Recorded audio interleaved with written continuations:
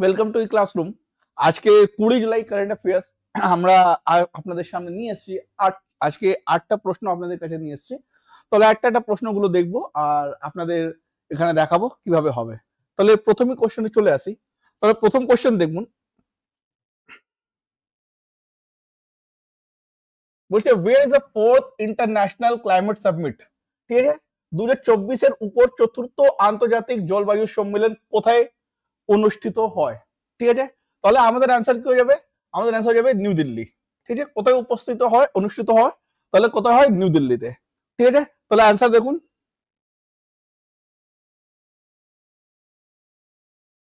দেখুন নিউ দিল্লিতে অনুষ্ঠিত হয়। একটু ডিটেল দেখবো এই প্রশ্নগুলোতে। তাহলে ডিটেলটা দেখুন, আমাদের ভাইস প্রেসিডেন্ট, ঠিক আছে, যিনি আমাদের ভাইস প্রেসিডেন্ট কে আছেন জগদীপ ধনকার। ঠিক আছে, তাহলে উনি একটা এই অ্যাড্রেস করলেন এই valedictory section of fourth international climate সামিটে। কোথায় কি ছিল, কিসের উপরে ছিল? বায়ো এনার্জি পাথ টু বিকশিত ভারত। ঠিক আছে, দেখুন শুক্রবার নয়াদিল্লিতে পিএইচডি চেম্বার অফ, কোথায় হয়েছিল, কে করেছিল? By PHD chamber of commerce and industry in new Delhi. ঠিক আছে, তাহলে কে এই করলো? তাহলে নিউ দিল্লি করলো, মানে chamber of commerce and industry করলো কোথায়? নিউ দিল্লিতে। ঠিক আছে, তাহলে আমরা দেখবো যিনি ভাইস প্রেসিডেন্ট জগদীপ ধনখড় উনি কি বললেন এখানে। ঠিক আছে, দেখুন vice president said urgent action is required to tackle the climate change. ঠিক আছে, জলবায়ু পরিবর্তন মোকাবিলায় জরুরি পদক্ষেপ প্রয়োজন উনি বললেন। আর উনি বললেন 3R এর ব্যাপারে বললেন। ঠিক আছে, 3R আর আমাদের এই প্রশ্নগুলো অনেকবার জিজ্ঞেস করেছে। তাহলে এই 3টে আর কি কি হয় এনভায়রনমেন্টের চ্যাপ্টারে, এটা অনেকবার জিজ্ঞেস করা হয়েছে। তাহলে 3টে আর এর মধ্যে একটা হচ্ছে রিডিউস, একটা হচ্ছে রিইউজ, একটা হচ্ছে recycle. It's not a just a mantra but it is a collective battle. ঠিক আছে, উনি কি বললেন? এটা যে এই রিসাইকেল কেবল একটি মন্ত্র নয়, এটি জলবায়ু পরিবর্তনের বিরুদ্ধে ক্ষুদ্র একটি সম্মিলিত যুদ্ধে। ঠিক আছে, কি বলো? একটা ব্যাটল ক্রাই, একটা কালেকটিভ ব্যাটল করতে হবে আমাদের। ঠিক আছে, শুধু একটা ইন্ডিভিজুয়াল একটা মানুষ রিডিউস রিউজ রিসাইকেল করলে হবে না। তাহলে এটা আমাদের সব মিলিয়ে, সব একটা সমাজকে মিলিয়ে সম্মিলিত হিসাবে আমাদেরকে যুদ্ধ করতে হবে।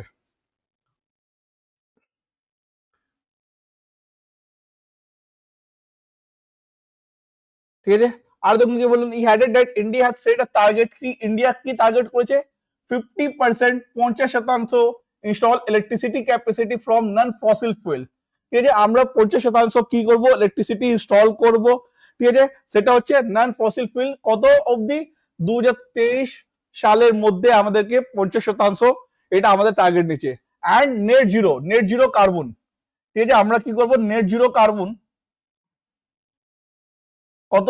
2070 সালে আমরা নেট জিরো কার্বন, এটাই আমরা কি করলাম? একটা টার্গেট নিয়েছি। ঠিক আছে, কে আমাদের কে বললো এটা? জগদীপ ধনখড় ভাইস প্রেসিডেন্ট যিনি আছেন, এটা বললো কি লক্ষ্য, আমাদের কি লক্ষ্য আছে? 2070 সালের মধ্যে আমরা net zero carbon, net zero হবো। আর 2030 সালের মধ্যে আমরা 50% কি করব? ইলেকট্রিসিটি ইনস্টল করবো, যেটা যেটা নন ফসিল ফুয়েল এর উপরে বেস করা আছে। ঠিক আছে, তাহলে কার উপরে ভিত্তি? নন ফসিল ফুয়েলের উপরে। ঠিক আছে, তাহলে এই দুটো, তাহলে আমরা দেখলাম ফোর্থ ইন্টারন্যাশনাল ক্লাইমেট সামিট কোথায় হলো? নিউ দিল্লিতে হলো। তাহলে নেক্সট কোশ্চেনে চলে আসি।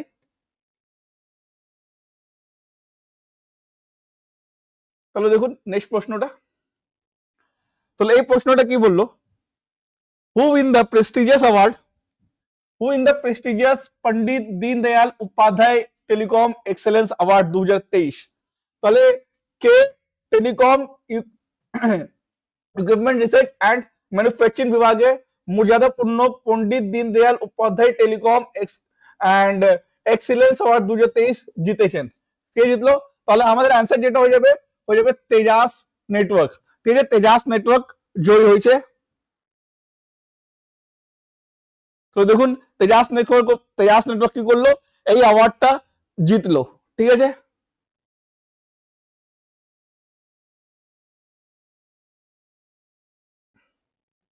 দেখুন Tejas network today announced that it has been conferred কি হলো? The prestigious Pandit Deendayal Upadhyay telecom excellence award 2023 in the telecom equipment research and manufacturing category.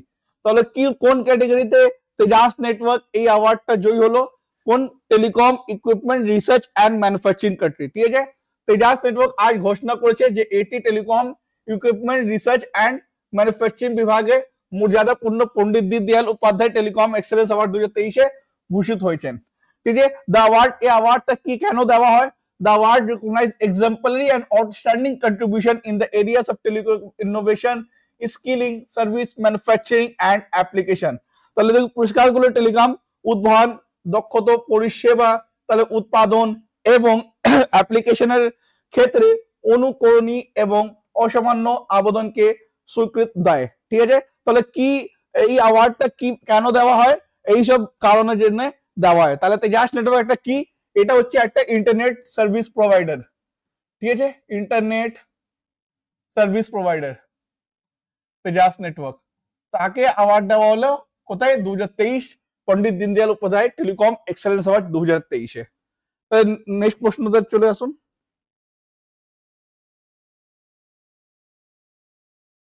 ঠিক আছে, তাহলে 3 নম্বর প্রশ্ন দেখুন, what is the theme of the India mobile Congress?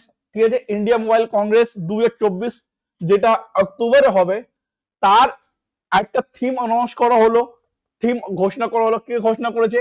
আমাদের union ministry of communication and development of north east region, Jyotiraditya M Scindia.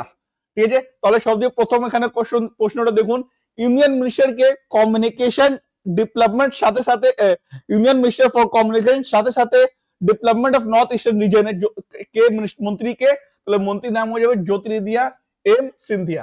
তাহলে উনি announce করলেন, উনি ঘোষণা করলেন আইএমসি 2024 যেটা অক্টোবরে হবে, কোথায়? নিউ দিল্লিতে হবে। তার থিম কি?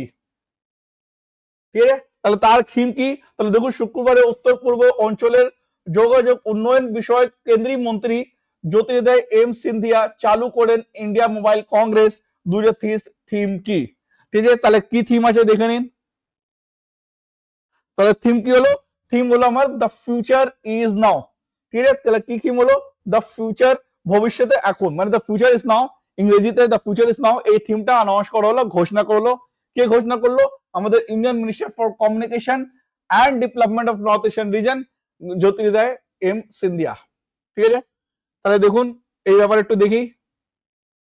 Union minister for communication and development of north eastern region, Jyotiraditya M Scindia on Friday launched the theme the future is now for the India Mobile Congress 2024।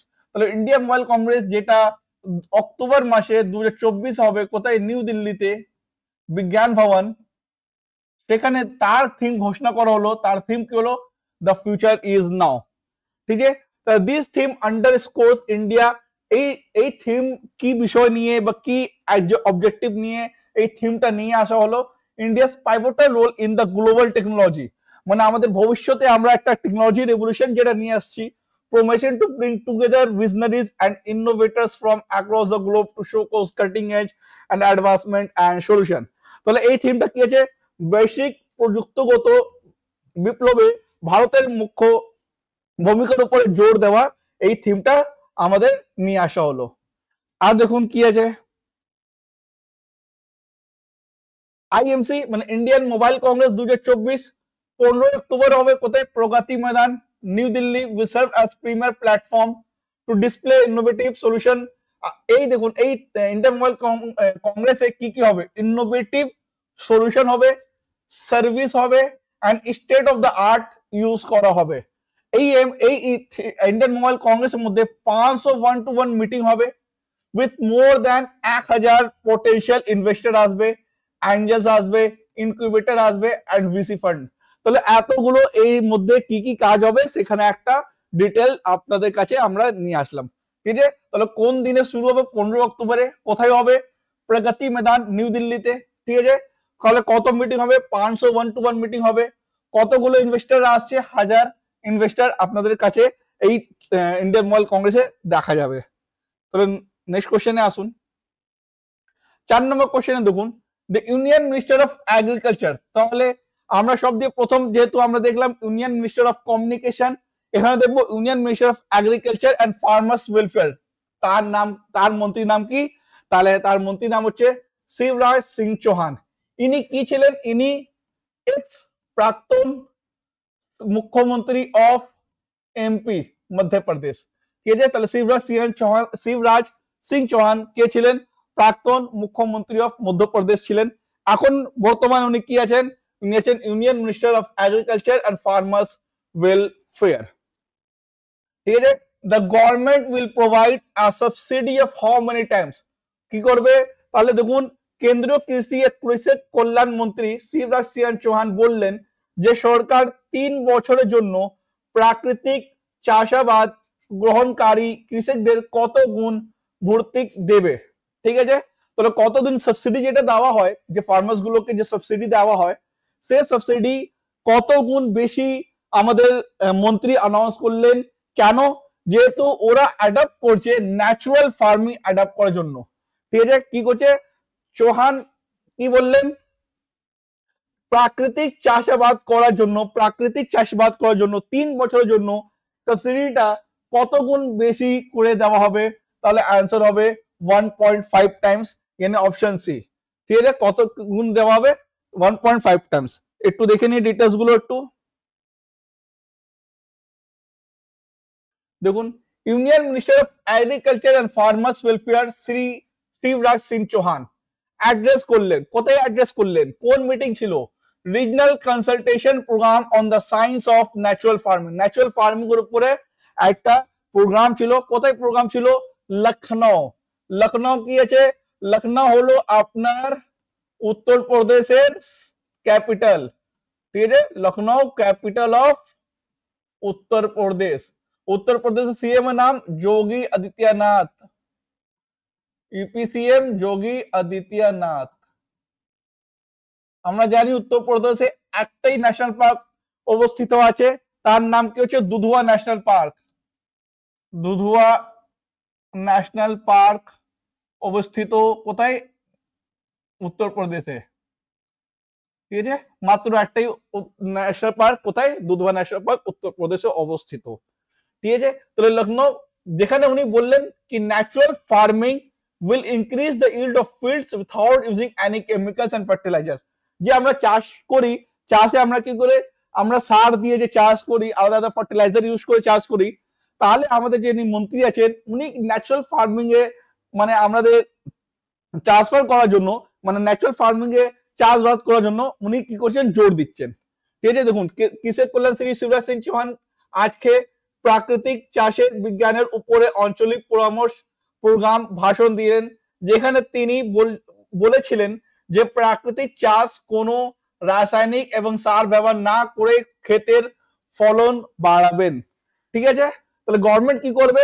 Subsidy দেবে 1.5 টাইমস বেশি দেবে যে সাবসিডি আগে পাওয়া যেত। কেন? ন্যাচুরাল ফার্মিং এর জন্য। কেন দেওয়া হবে? প্রাকৃতিক চাষবাদের জন্য। কত বছরের জন্য? 3 বছরের জন্য। তাহলে এই প্রশ্নের মধ্যে আমরা 3টে জিনিস শিখলাম। সব দিয়ে প্রথম কি এখন বর্তমানে ইউনিয়ন মিনিস্টার অফ এগ্রিকালচার বা যে চাষের যে মন্ত্রী আছেন, তাহলে ওনার নাম কি হচ্ছে? শিবরাজ সিং চৌহান। ঠিক আছে, কৃষি মন্ত্রী। তাহলে দ্বিতীয় নম্বর হচ্ছে কি আমরা ন্যাচুরাল ফার্মিং কত বছরের জন্য বেশি সাবসিডি পাবে? 3 বছরের জন্য। কত বেশি সাবসিডি পাবে? কত গুণ বেশি? তাহলে 1.5 টাইমস বা 1.5 গুণ বেশি পাবে। ঠিক আছে, তাহলে দেখুন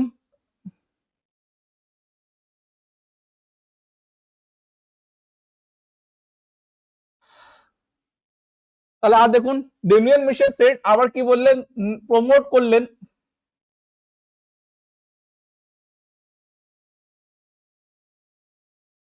করলেন natural farming. The government will establish laboratories in the agriculture university of the country. ঠিক আছে, তাহলে উনি কি বললেন? আমরা কি করব? এগ্রিকালচার ইউনিভার্সিটি বানাবো। ঠিক আছে, তাহলে যে প্রাকৃতিক চাষের জন্য কি করবে সরকার? দেশে কৃষি বিশ্ববিদ্যালয়গুলি স্থাপন করবে। ঠিক আছে, কি করবে? এগ্রিকালচার ইউনিভার্সিটি স্থাপন করবে। তাহলে একটা প্রশ্ন চলে আসলো যে আমাদের ভারতের মধ্যে সব দিয়ে প্রথম এগ্রিকালচার ইউনিভার্সিটি কোথায় আর কোন সালে স্থাপন করা হলো? তাহলে দেখুন দ্য ফার্স্ট, ভারতের প্রথম রাষ্ট্রীয় কৃষি বিশ্ববিদ্যালয় কোথায়? GB Pant university of agriculture and technology. কি নামে? GB Pant university agriculture and technology. কোথায় স্থাপন করা হলো? पंतनगर। ठीक है, उत्तराखंड है। मैंने তাহলে তখন উত্তরপ্রদেশ এখন উত্তরাখণ্ড, মানে তখনকারে উত্তরপ্রদেশে এস্টাবলিশ করা হয়েছিল, এখন উত্তরাখণ্ডে। কোন কে ইনঅগ্রেট করা হয়েছিল?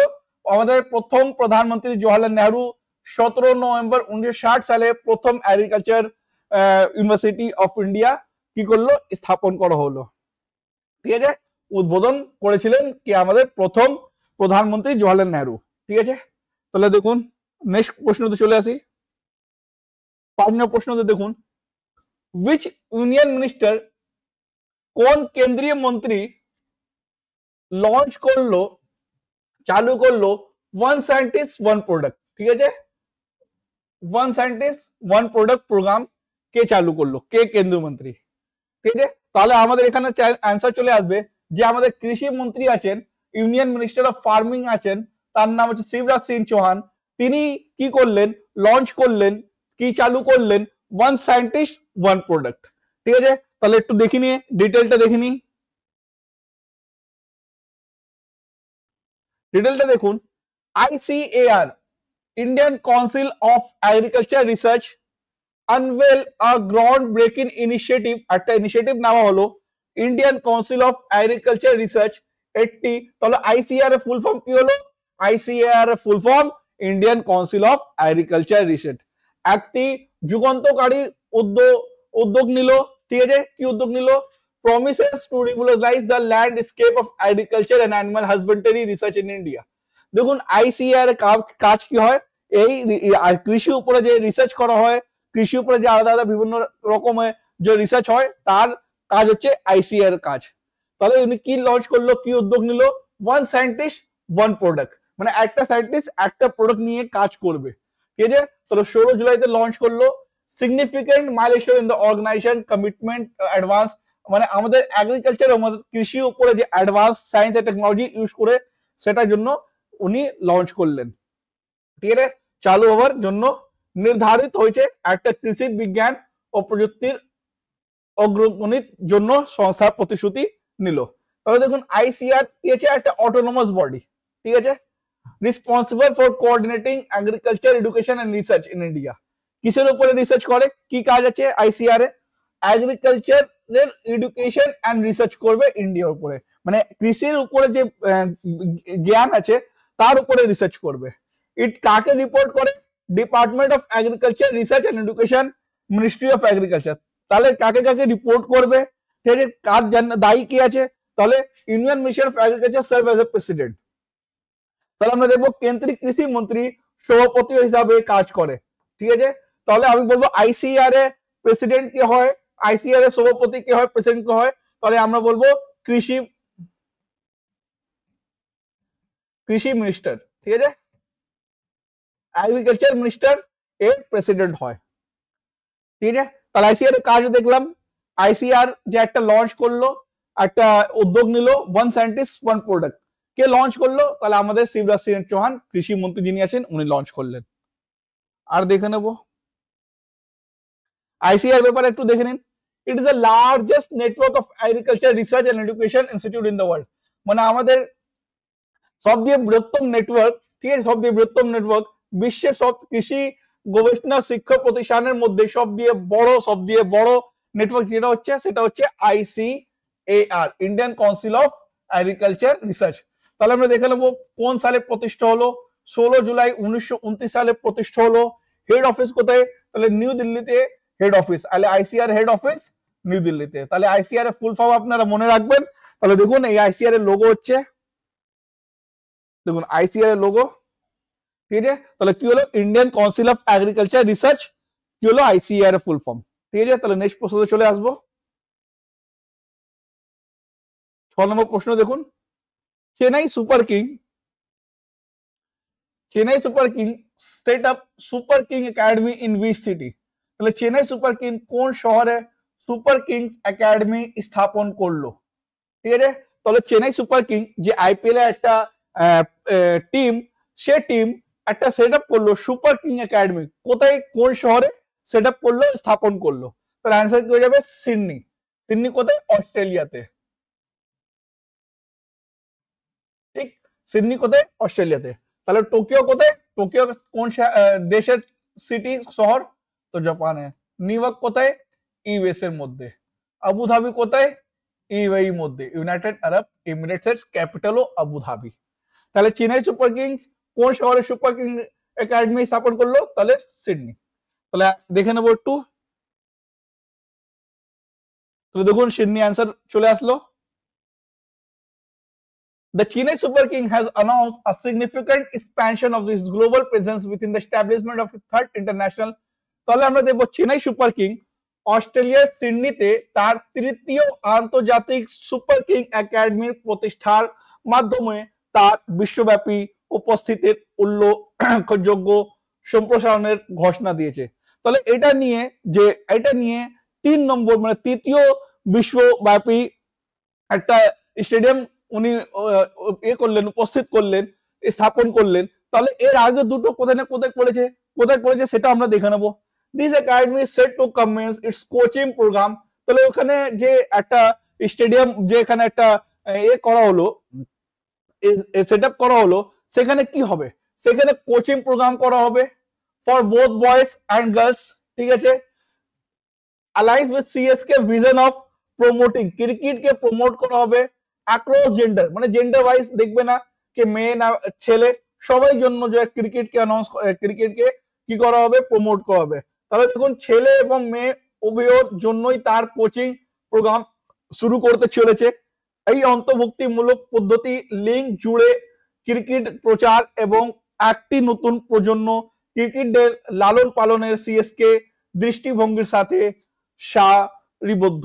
ঠিক আছে, তাহলে সিএসকে কোথায় কোথায় আগে খুলে দিয়েছে? দাল্লাস ইউএসএ একটা জায়গা, দাল্লাস অ্যান্ড ইউকে ইউনাইটেড কিংডম। তাহলে একটা ইংল্যান্ডে খোলা হলো, একটা ইউএসএ তে খোলা হয়েছে, তৃতীয় সিডনিতে খোলা হবে। তাহলে দেখুন লেখা আছে এখানে দেখুন we are coming soon Sydney. তাহলে অস্ট্রেলিয়া 3 নম্বরে অস্ট্রেলিয়া। ঠিক আছে, 3 নম্বরে অস্ট্রেলিয়া। তাহলে আর দেখে নেবো।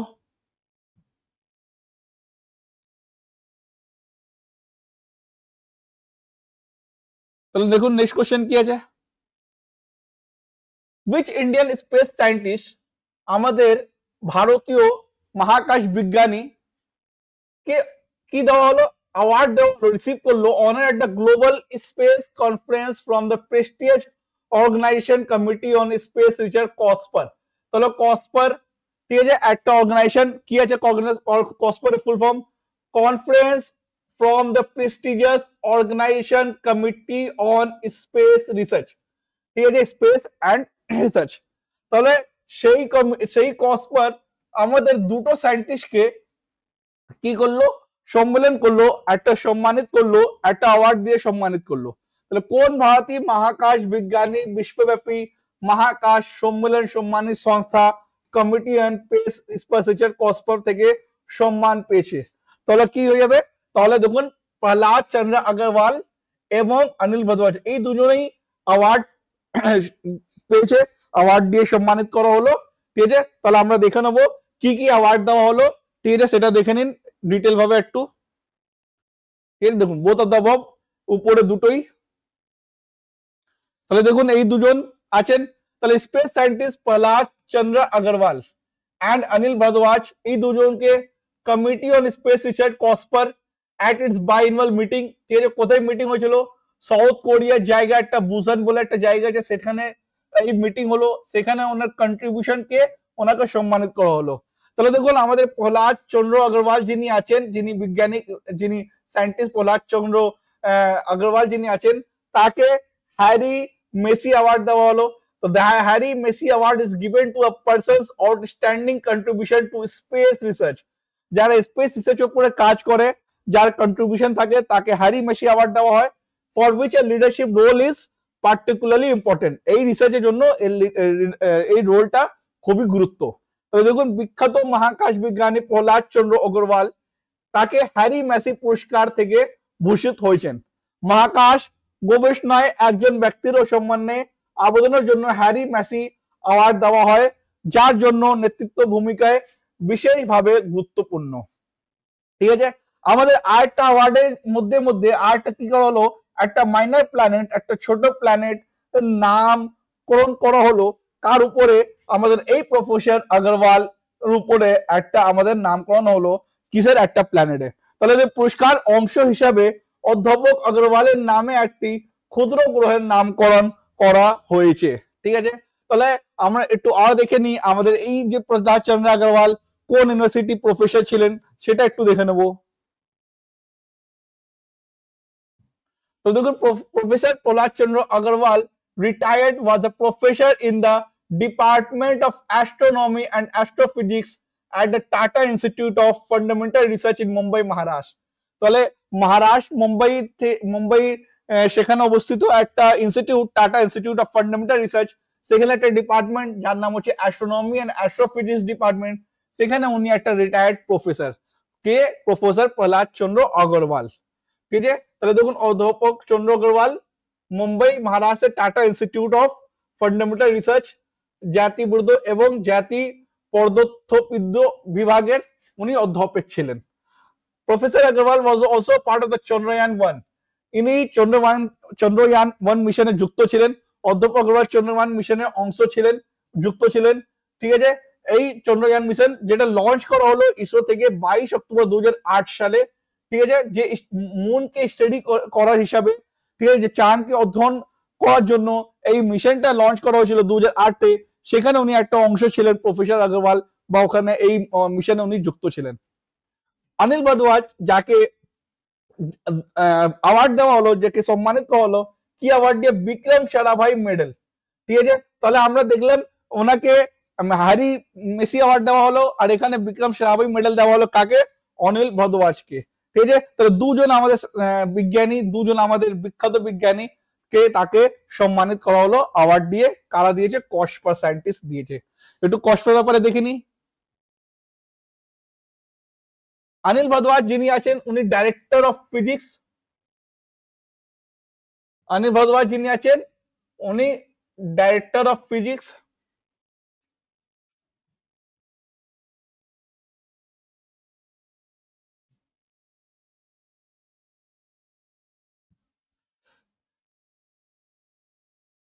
Director of physics research and laboratory কোথায়? আহমেদাবাদ, গুজরাটের মধ্যে। হি হ্যাজ বিন ইনভলভ, উনি ইনভলভ ছিলেন কোথায়? ISRO interplanetary mission Chandrayaan, Mangalyaan and Aditya L1, যে সূরজকে অধ্যয়ন করবে, সেটা হচ্ছে আদিত্য L1। এই তিনটে মিশনে উনি যুক্ত ছিলেন, অংশ ছিলেন কে? Anil Bhardwaj.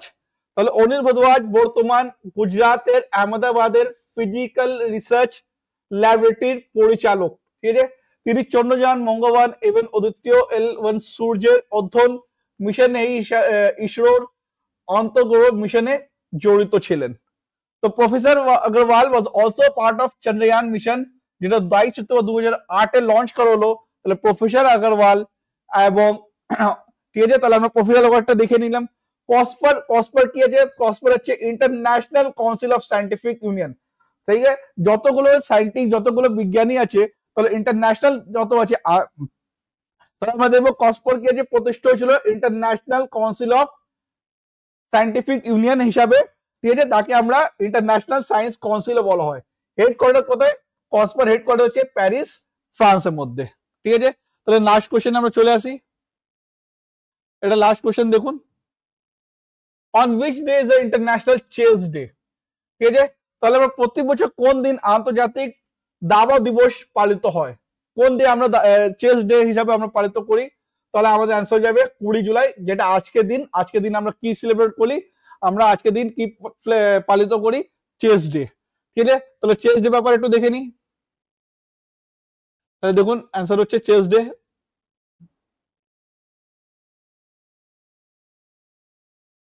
International chess day celebrated, প্রত্যেক বছর আমরা সেলিব্রেট করি 20 জুলাইতে। Is a world wide commemorate that honour as the ancient game, অনেক পুরনো গেম।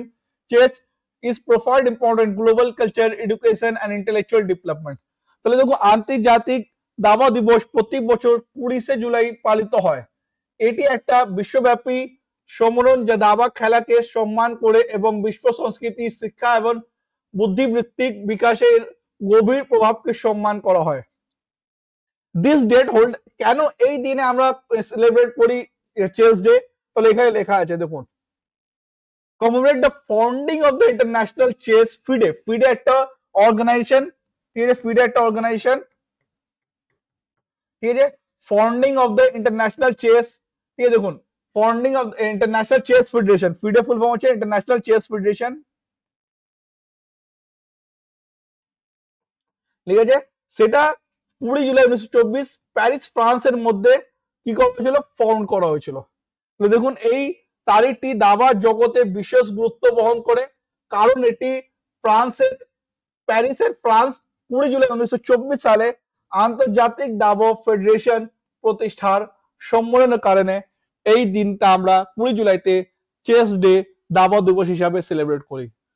আর দেখে নেবো কি আছে, তাহলে দেখুন এখানে ফিডের ব্যাপারে একটু দেখে নিন। তাহলে ফিডে ফরমেশনটা দেখুন 20 জুলাই 1924 সালে, মানে 99 বছর আগে কোথায়, প্যারিস কোথায় আছে, ফ্রান্সে। তাহলে হেডকোয়ার্টার কোথায়, লজেন, সুইজারল্যান্ড, ঠিক আছে। তাহলে ফিডের হেডকোয়ার্টার, এটা অনেক গুরুত্ব কোশ্চেন, ঠিক আছে, কোথায়, লজেন, সুইজারল্যান্ড। তাহলে সদর দপ্তর কোথায়, লুজেন, সুইজারল্যান্ডে। প্রেসিডেন্ট কে, আর্কাডি কে ডোবরকোভিচ, এটা হচ্ছে রাষ্ট্রপতি, ফিডের রাষ্ট্রপতি বা প্রেসিডেন্ট। আমাদের ইন্ডিয়াতে সবথেকে প্রথম গ্র্যান্ড মাস্টার কে ছিল, গ্র্যান্ড মাস্টার মানে হচ্ছে চেসেরটা ফিডে যে জয়ী হয় তাকে আমরা জিএম বলি, গ্র্যান্ড মাস্টার বলি। তাহলে আমাদের ভারতের সবচেয়ে প্রথম গ্র্যান্ড মাস্টারতে তার নাম হচ্ছে বিশ্বনাথ আনন্দ, আপনারা ছবি দেখতেই পারেন। প্রথম মহিলা গ্র্যান্ড মাস্টার, তাহলে প্রথম গ্র্যান্ড মাস্টার এস বিজয়লক্ষ্মী, তাহলে প্রথম মহিলা গ্র্যান্ড মাস্টার এস বিজয়লক্ষ্মী। সব দিয়ে সর্বকনিষ্ঠ grand master, youngest grand master নাম কি, ডি গুকেশ। তাহলে তিনটে আমরা গ্র্যান্ড মাস্টার দেখলাম। প্রথম গ্র্যান্ড মাস্টার হচ্ছে বিশ্বনাথ আনন্দ, ফার্স্ট ফিমেল মহিলা গ্র্যান্ড মাস্টার হচ্ছে এস বিজয়লক্ষ্মী, আর সর্বকনিষ্ঠ গ্র্যান্ড মাস্টার হচ্ছে ডি গুকেশ। তাহলে আমরা ফিডেটা দেখলাম, ফিডে হেডকোয়ার্টার হচ্ছে লুজেন, সুইজারল্যান্ড। কোন দিন আমরা চেস ডে সেলিব্রেট করি, তাহলে আমরা 20 জুলাইতে আমরা চেস ডে সেলিব্রেট করি। তাহলে এই 8টা প্রশ্ন আপনাদের কাছে এখানে নিয়ে আসলাম। আশা করি আপনাদের সবাইকে এই প্রশ্নগুলো যেটা এখানে আছে সেটা আপনাদের ভালো লাগবে। যদি আমাদের ভিডিওটা ভালো লেগেছে তাহলে আপনাদের আমাদের চ্যানেলটা সাবস্ক্রাইব করুন, লাইক করুন এবং শেয়ার করুন। তাহলে সকলকে ধন্যবাদ।